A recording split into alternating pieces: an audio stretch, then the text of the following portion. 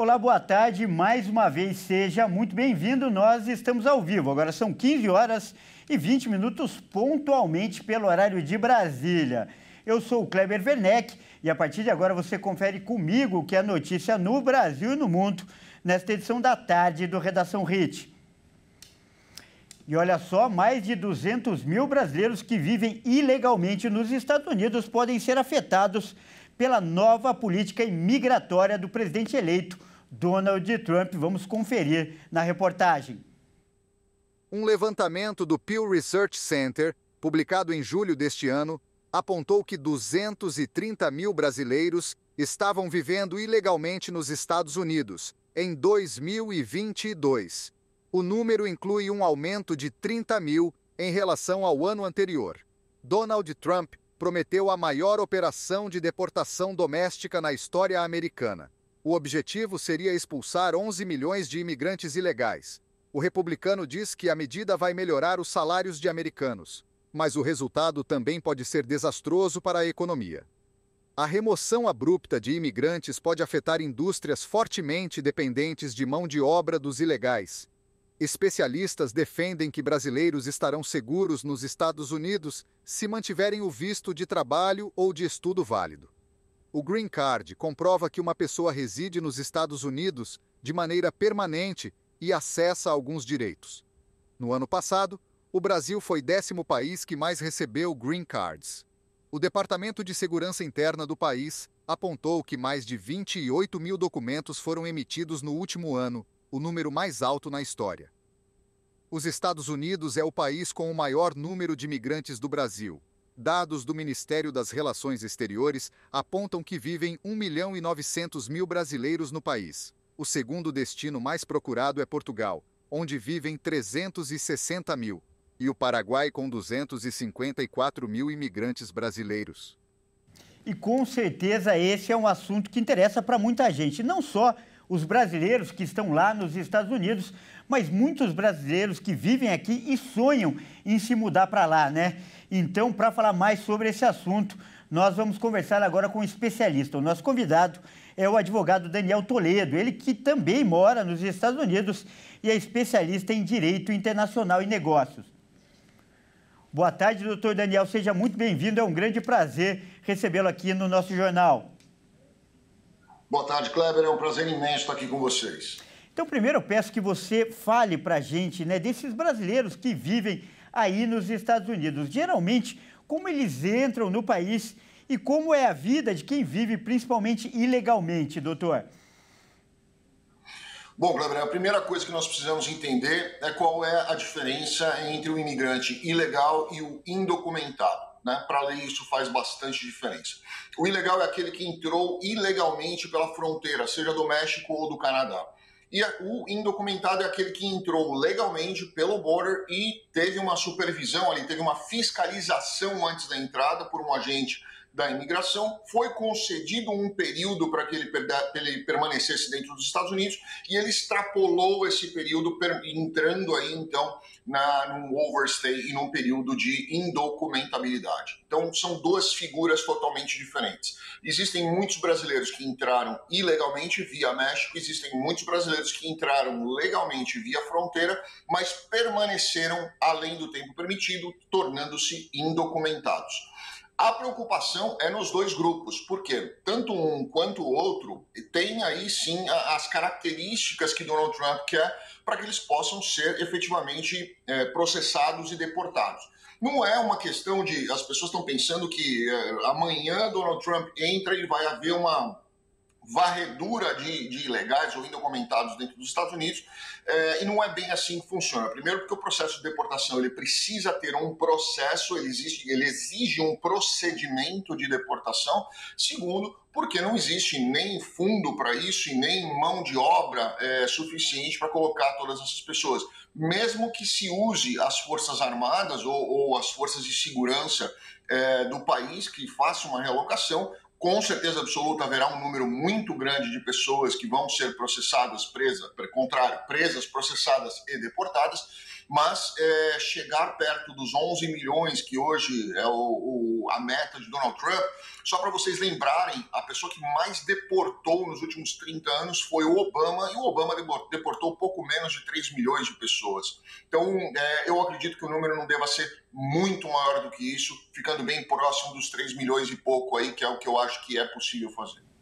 Olha, e acho que não é uma situação que ninguém quer, né? Ficar ilegalmente em um país. Então, hoje, antes do Trump assumir, qual é a grande dificuldade para esses brasileiros ficarem em situação regular aí no país? Legislação. O grande problema aí é a questão da legislação, que não existe aí um caminho, quer dizer, existe um ou dois caminhos, mas não são tão simples, não são tão fáceis e muitas vezes as pessoas não buscam um advogado de imigração a tempo para que ele possa efetivamente evitar que esse tipo de processo possa acontecer. E aí, quando muitas vezes essa pessoa já foi presa ou ela já está em processo de deportação, não adianta mais procurar um advogado de imigração, ele precisa procurar um advogado especializado em deportação, porque é um procedimento totalmente diferente. E olha, desde que o Trump foi eleito, né, você lembrou bem, ele tem reafirmado essa intenção de endurecer o combate aos imigrantes, especialmente os ilegais. Quais medidas você espera que devam ser anunciadas na prática? Você até cogitou aí o uso das Forças Armadas. Como deve funcionar na prática essa política mais rigorosa do futuro presidente?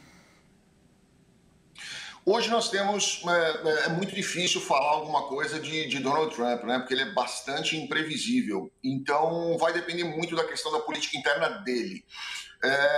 Eu acredito que ele deve focar primeiro nos estados com mais problemas de violência e mais problemas de inadaptabilidade desses imigrantes ilegais.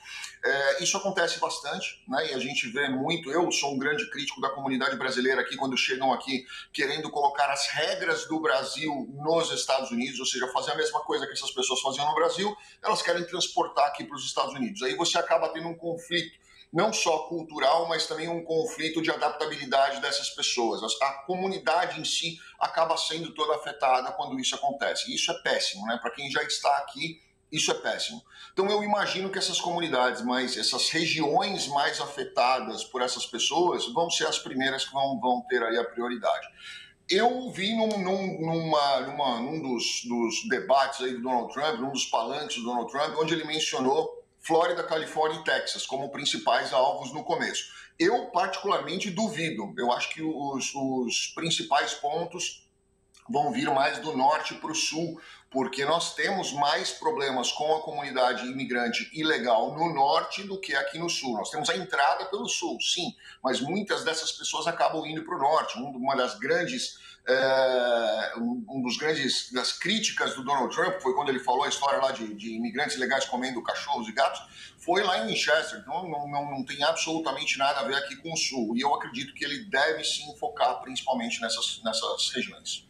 Olha, a gente percebe que você é um profundo conhecedor do assunto, então eu pergunto também, qual é o papel hoje do imigrante na economia dos Estados Unidos? Até que ponto, na sua avaliação, essa mão de obra é boa ou prejudicial para a economia norte-americana? Kleber, eu fiz um estudo muito detalhado sobre isso, escrevi muito sobre isso e eu vou tentar resumir porque senão essa entrevista vai ficar muito longa porque o assunto ele é mais abrangente do que se imagina, tá? Mas vamos lá. Em 2019 nós tínhamos aí uma quantidade em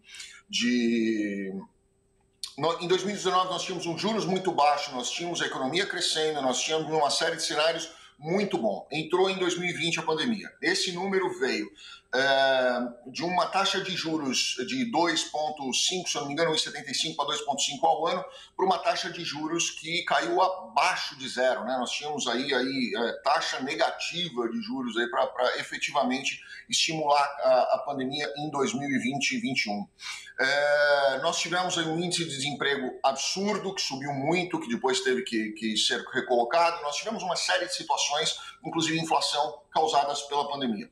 Quando você abre a fronteira e permite que pessoas entrem dentro dos Estados Unidos ilegalmente, tem dois cenários. Tem um cenário muito ruim, que é o cenário da imigração ilegal, e obviamente você permitindo que até criminosos entrem, e você tem um cenário que é muito bom, que foi o que aconteceu, que manteve ali a questão da inflação controlada, porque essas pessoas entram para trabalhar por menos dinheiro, ou seja, ela não permite que o salário suba, não permitindo que os salários subam, que era o que estava acontecendo naquela época. Você controla ali o mercado e faz com que a coisa se estabilize, e foi isso que aconteceu. E aí, se você perguntar na questão legal, se isso é a melhor solução para um cenário de inflação e juros extremamente baixos, pode ser um dos melhores. No cenário legal é um dos piores, mas no cenário econômico foi um dos melhores e foi o que manteve. E aí, qual é a estratégia? Se você permite que pessoas entrem com o green card, você não consegue mandar essas pessoas embora depois que já cumpriram o papel delas e repor o trabalho para o americano. Mas se você permite que indocumentados entrem, é muito fácil você fazer um multirão de deportação, tirar essas pessoas e recolocar o mercado do americano. Tá certo, então nós acabamos de conversar com o doutor Daniel Toledo, ele que é especialista em Direito Internacional e Negócios. Doutor, muito obrigado pela sua participação, informações aí muito importantes. Muito obrigado, Kleber, um grande abraço a vocês, excelente semana. Grande abraço. Vamos mudar de assunto agora para falar agora das notícias nacionais. Olha só, o empresário Antônio Vinícius, ele foi morto a tiros no aeroporto de Guarulhos, isso na última sexta-feira. Ele se recusou a entrar no programa de proteção a testemunhas, do Ministério Público.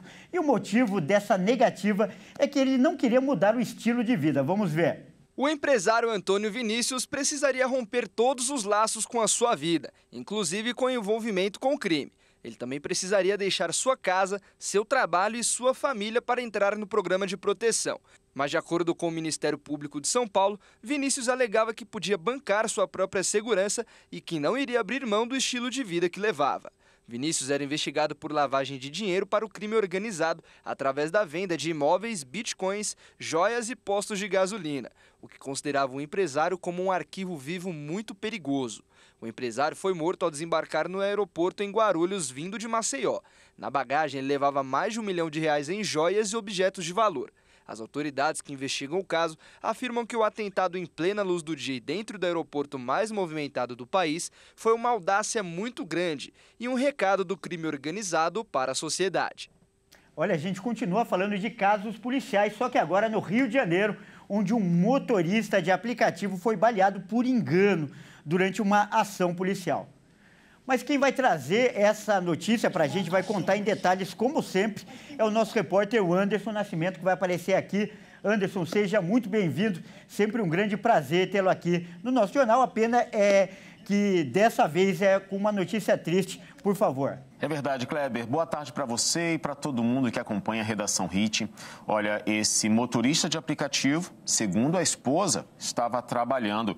É o Bruno Patrocínio Bastos, de 46 anos. Ele parou num posto de gasolina simplesmente para abastecer. A questão é que Bruno estava num posto de gasolina na Avenida Pastor Martin Luther King, em Inhaúma, na zona norte do Rio, quando uma viatura do Batalhão de Policiamento em Vias Expressas passou pelo local à procura de um veículo semelhante ao que Bruno dirigia, porque esse que a polícia procurava estava sendo conduzido por suspeitos. Segundo a esposa da vítima, o motorista estava trabalhando e havia parado para abastecer quando foi baleado no peito durante a perseguição. Ele estava dirigindo uma Tracker preta. A assessoria de imprensa da Polícia Militar informou que foi instaurado um procedimento apuratório na corregedoria da corporação para averiguar as circunstâncias do disparo que atingiu a vítima. Kleber, o caso foi comunicado ao Departamento de Polícia de Inhaúma pelos próprios militares que participavam da ocorrência. E agora vai ser todo feito um levantamento de dados para esclarecer os fatos. E o estado de saúde do Bruno é estável. A gente torce para que ele fique bem e que se recupere o quanto antes, né? A questão é que um trabalhador, nesse momento, foi confundido com um suspeito, um criminoso.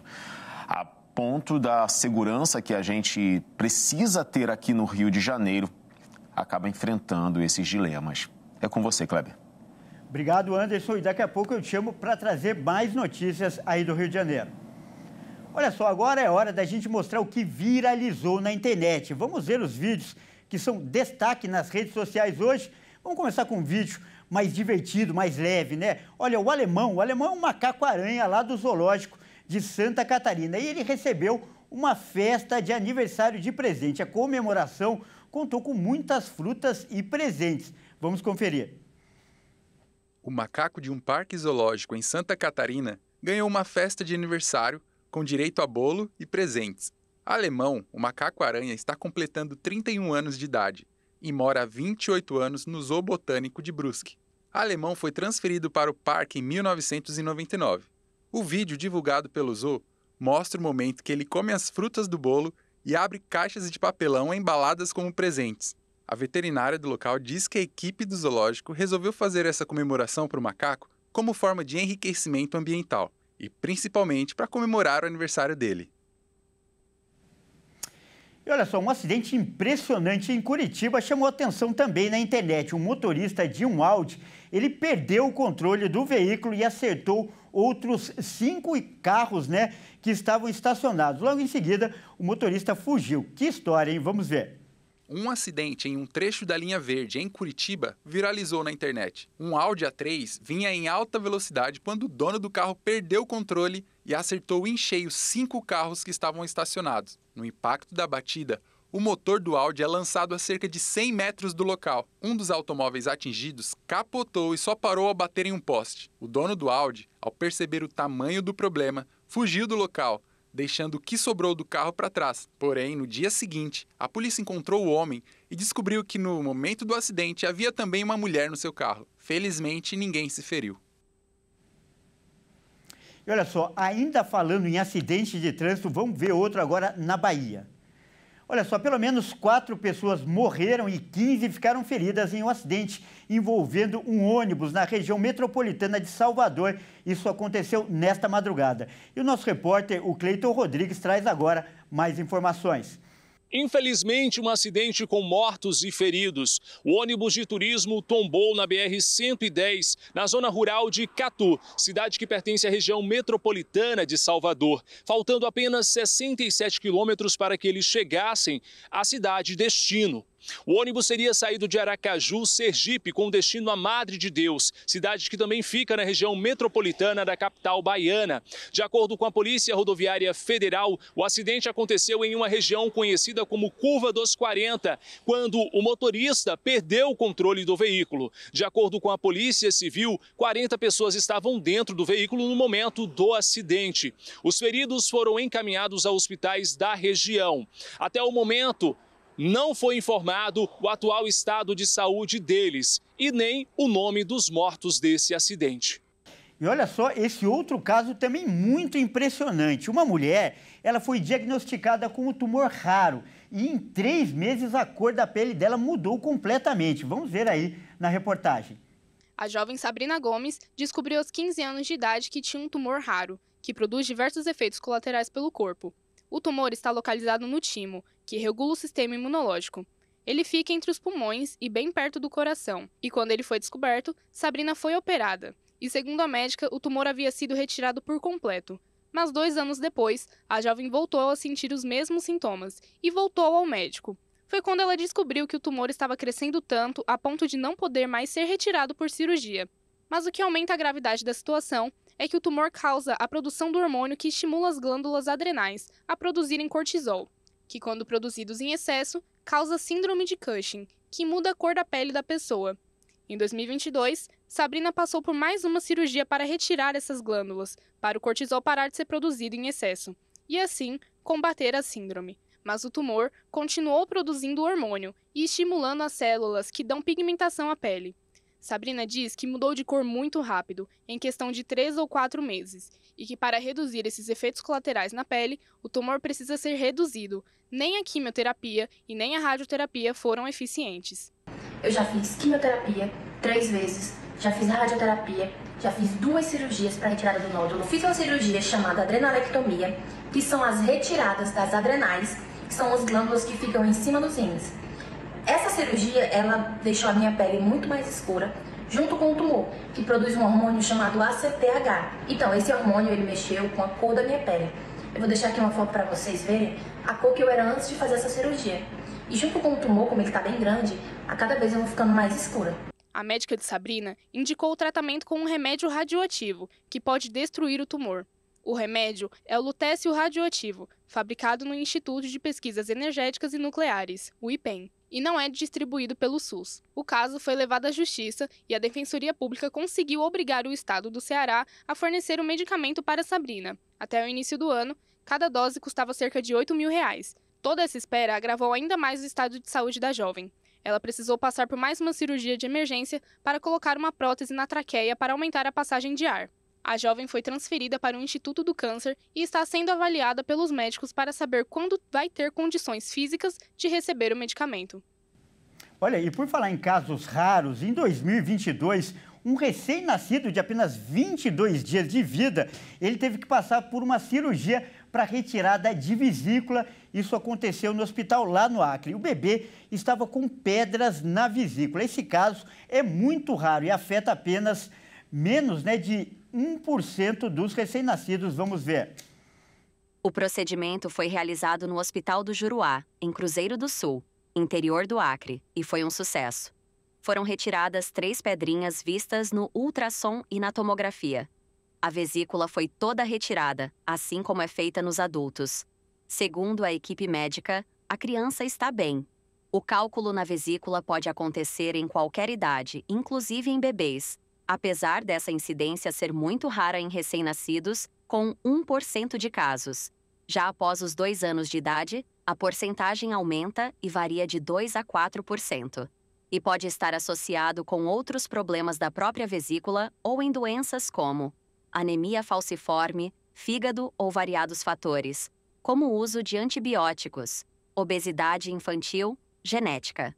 Mas crianças saudáveis também podem ter cálculo. O diagnóstico pode ser feito ainda no útero da mãe, por meio de uma ecografia. Aliás, a ultrassonografia é um dos motivos para o aumento do número de casos de cálculos na vesícula em bebês e crianças. Isso porque o diagnóstico hoje é mais preciso. A bile é produzida na vesícula e no fígado. E quando o cálculo se mexe e entope aquele canalzinho, a criança fica amarela, com dor ou com sintomas importantes. Nesses casos, normalmente ela tem que ser operada. É uma cirurgia realizada por vídeo, mesmo em crianças pequenas.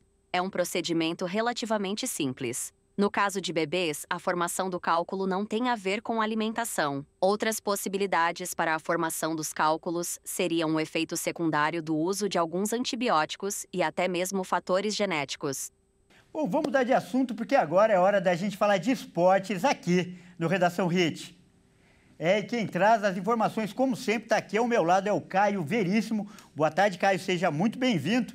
E olha só, hoje a gente começa o bloco de esportes falando de uma história de superação. Não é isso, Caio? Exatamente, Kleber. Boa tarde a você. Boa tarde a todos que nos assistem. Bom, nós vamos mostrar agora uma história incrível de um adolescente de 13 anos, morador da zona norte do Rio de Janeiro, que conseguiu se sagrar campeão do Mundial de Karatê. Mas quem vai contar essa história pra gente é o Anderson Nascimento, direto do Rio de Janeiro. Anderson, mais uma vez, seja bem-vindo. Conta pra gente essa história incrível de superação, por favor.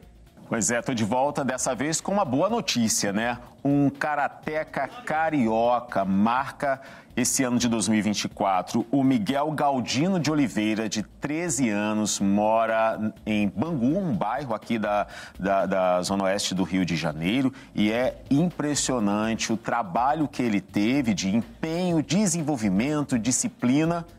Mas o mais incrível é que quem custeava tudo era o pai que vendia doces. Pois é.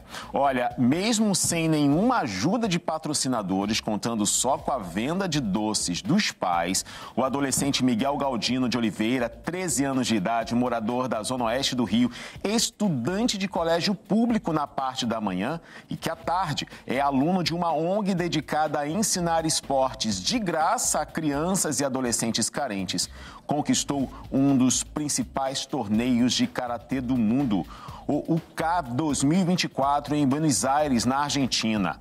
A competição, promovida pela União Internacional de Karatê, reuniu mais de 1.400 atletas de 21 países no final do mês de outubro. E quem se destacou na que é considerada uma das competições mais importantes do calendário foi Miguel Galdino. Olha, o adolescente foi campeão na categoria kata e vice-campeão na comitê. Agora, o próximo desafio é o circuito fluminense de karatê, a Like RJ. A administração da Vila Olímpica pontuou que são 1.800 alunos de 16 modalidades: karatê, jiu-jitsu, muay thai, balé, dança de salão, pilates, enfim, tem várias atividades. E eles também acrescentaram que cerca de 80 pessoas dali já foram campeãs. É o trabalho de esporte sendo levado a tantas pessoas, possibilitando a mudança de história, né, Kleber? Tá certo, Anderson. Como você disse, agora voltou com uma notícia boa. Muito legal esse exemplo, né, Caio? Incrível, uma história sensacional que a gente está vendo. Verdade. Olha só, para falar mais sobre esse assunto, nessa história incrível, como o Caio falou, a gente vai conversar agora com o Miguel, que é o nosso grande campeão, e também com o pai e a mãe dele, o Rafael e a Ana de Oliveira, esse que é um time campeão. Então vamos começar. Boa tarde, né? O Rafael, que é o nosso grande campeão, tá aí também, né, ao lado do pai e da mãe dele. Sejam muito bem-vindos aqui ao nosso jornal. Opa, tudo bom? Tudo bem. Boa tarde. Boa tarde a vocês três. Ó, então eu vou começar, né? Eu peço primeiro que o Rafael conte pra gente como ele começou aí a treinar o karatê. Quando ele percebeu que tinha jeito pra coisa. Por favor, nosso grande campeão aí. Primeiro ele começou quando viu, eu faço karatê também lá. Eu comecei, aí ele começou a gostar, foi lá, começou a gostar. Com 5 anos de idade ele começou a querer ir também, porque ele viu o pai fazendo e também gostou, né? E aí ele levou jeito mesmo pra coisa, né? Aí começamos a entrar em competições, o sensei falou, não, vamos colocar em competições, vamos ver como é que anda. Aí começou a ganhar os estaduais, começou a colecionar medalhas, aí começamos a participar dos brasileiros também, né? Foi chamado a alguns brasileiros, e logo depois também foi para um Pan-Americano, também foi campeão Pan-Americano em 2023, e chegou a data, né, do Mundial, né? Então nós não poupamos esforços, né? Fomos economizando de tudo quanto foi forma, um ajudou aqui, outro ajudou lá. O avô deu um teclado que tinha aqui também para poder vender, para ajudar. E nisso eu também ia levando uns doces lá para vender lá no meu trabalho lá. E o pessoal me ajudou muito com isso, né? É uma história, além do título dele, que incentiva também outras pessoas, outros garotos. Para continuar esse assunto, eu vou chamar o Caio aqui, nosso comentarista de esportes também, para fazer uma pergunta. Por favor, Caio. Bom, primeiro eu quero parabenizar, né, o Miguel, parabenizar toda a família por essa vitória. Eu queria pedir para o Miguel falar um pouco, né, do esforço que foi para a família, que fez todo esse esforço para você poder participar dessa competição, Miguel. Você não tinha patrocínio, né? Então tiveram que vender doces. Conta pra gente. Eu agradeço muito a eles por fazer cada esforço assim, para cada competição, não principalmente assim o mundial, mas assim a outras competições eles também faziam isso. Então é muito assim, eu agradeço muito a eles a isso. Foi. Legal, olha aí, mas aí a gente vê aí que apesar da pouca idade, aí todo esse esforço só valoriza essa conquista. Vamos chamar também o Anderson aqui no telão para ele participar dessa conversa, ele que é lá do Rio de Janeiro e ele acompanhou de perto aí essa história. Anderson, por favor, faz uma pergunta aí também. Olha, como meu parceiro de jornalismo, né, eu quero parabenizar a você, Miguel, e toda a sua família. Não é comum a gente ver o pai acreditando no sonho do filho e se desdobrando, se debruçando a isso para tornar realidade. Parabéns a todos vocês. Mas eu queria saber, você foi para lá, para Buenos Aires, para participar dessa competição, desse grande torneio, mas com aquela sensação, eu vou para participar, são 1.400 atletas. Não sei, eu não estou esperando um pódio. E como é que foi para você receber essa notícia, né? O campeão. Muita alegria para mim. O coração ficou ali.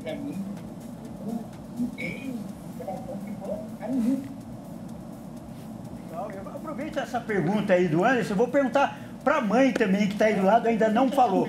Como ficou o coração da mãe cheia de orgulho? Você esperava esse resultado do seu filho depois desse esforço que vocês fizeram? E quando você viu o seu filho com a medalha, qual foi a sensação? Conta pra gente. Assim, a gente sabe, né? A gente sabia da oportunidade, a gente sabia do potencial dele e a gente investiu para que ele pudesse ir. Porque a gente confia nele e acredita que ele era capaz, né? Mas, assim, quando chega lá é uma loucura, né? Muita gente, muita criança, a gente fica nervosa, preocupada. Mas, assim, quando eu vi o resultado dele, que ele ganhou, nossa, foi só alegria. A gente chorou muito, comemorou muito, né? E ver quando ele subiu no pódio, em primeiro lugar, e cantar no nacional para ele, foi assim, foi o auge, né? Foi muito emocionante mesmo. Legal. Para finalizar, então, Miguel, fala pra gente, qual que é o seu sonho, o seu projeto agora? Quem sabe, né, com essa conquista tão difícil e tão relevante, não venham mais patrocinadores e a sua carreira não deslanche. Então eu pergunto, qual que é o seu sonho, o seu projeto a partir de agora? Conquistar mais mundiais e mais títulos. Tá bom, então vamos continuar na torcida aqui. Eu agradeço muitíssimo aí o Miguel primeiro, né? Mais uma vez, dou os parabéns, o Rafael e a Ana, os pais deles. Parabéns aí por todo esse esforço que foi recompensado e, como eu disse, serve de exemplo também para outras pessoas, outros jovens do país. Meus parabéns para vocês. Muito obrigada, gente. Obrigado. Obrigado, até mais. Agradeço também o Anderson lá no Rio de Janeiro, né? Que também participou, trouxe essa bela história pra gente. E vou continuar conversando aqui com o Caio, falando mais de esporte. Lembrando que ontem, né, o Flamengo levantou a taça de campeão da Copa do Brasil, mas nem tudo foi festa, não é mesmo, Caio? Exatamente, Kleber. O problema, a gente pode dizer assim, foi o Gabigol que jogou um balde de água fria na cabeça dos flamenguistas, viu? O atacante só esperou o juiz apitar o final do jogo para avisar que ano que vem o Rio de Janeiro não vai ser mais a sua casa. O Flamengo é pentacampeão da Copa do Brasil. O rubro-negro carioca venceu o Atlético Mineiro na Arena MRV por 1-0 com um lindo gol de Gonzalo Plata e se consagrou campeão com um agregado de 4-1. Mas quem roubou a cena na final foi o Gabigol. Ainda no gramado, após o apito final, o jogador declarou que não permanecerá no clube. É o momento de eu sair. Tem endereço novo, André? Você já tem endereço novo? É Minas Gerais? É São Paulo? Eu vou curtir ser jogador do Flamengo até 31/12. Até lá, ser jogador do Flamengo. Eu acho que Deus é muito justo. A gente tinha um treinador que não me respeitava como jogador, não me respeitava como atleta. O Tite? Sim, ele mesmo. Então foi um ano muito complicado, difícil. Alguns momentos a diretoria também não me apoiou. Mas creio eu que Deus é muito justo e as coisas acontecem como tem que ser. O vice-presidente do Flamengo, Marcos Braz, também comentou a saída do atacante. Processo natural, a saída dele ou a assinatura dele para qualquer clube. Há 6 meses, 5 meses atrás, 4 meses atrás, ele já poderia fazer isso. O jogador, para quem não conhece, para o grande público, quando você tem um contrato em vigência, os últimos 6 meses já possibilitam que o jogador, nesses últimos 6 meses, assine um pré-contrato com o clube. Se isso foi feito, está dentro da normalidade, está dentro do que é plausível. Gabriel saiu gigante daqui, pelos títulos que conquistou, pelo jogador que foi, mas a vida que segue, o ciclo que se encerra. Após repercussão, o atacante postou uma foto na noite de domingo com a frase que Deus perdoe essas pessoas ruins. E um vídeo que mostra suas conquistas no Flamengo ao som da música Me Dê Motivo de Tim Maia, cujo refrão diz me dê motivo para ir embora. O camisa 99 do Flamengo também não compareceu à festa de comemoração do título da Copa do Brasil. E, inclusive, foi a única estrela do elenco que não compareceu na festa. Na chegada da delegação rubro-negra no Rio de Janeiro, cerca de 20 torcedores flamenguistas hostilizaram Marcos Braz, protestando contra a saída de Gabriel. Gabigol acertou o contrato verbal com o Cruzeiro para 2025. Sem dúvida, né, Caio? Ele roubou a festa do flamenguista ali. O Gabigol acabou chamando para ele todas as atenções. Roubou um pouco da alegria do pessoal ali, que estava pronto para comemorar, mas acho que não atrapalhou muito, não. Acho que o contrato dele já estava dando, o pessoal já sabia que ele não ia ficar, né? Então ficou isso aí. Tá certo. E olha só, Com esse título aí confirmado ontem pelo Flamengo, mais uma vaga para a Libertadores no ano que vem se abriu, não é, Caio? Depois dessa vitória do Flamengo de ontem, tá todo mundo querendo uma vaga na Libertadores, Kleber. Bom, a novidade é que de 6 vagas que teriam, no início do campeonato, a gente pode ter até 9 brasileiros na próxima edição do campeonato da Copa Libertadores. Vamos ver.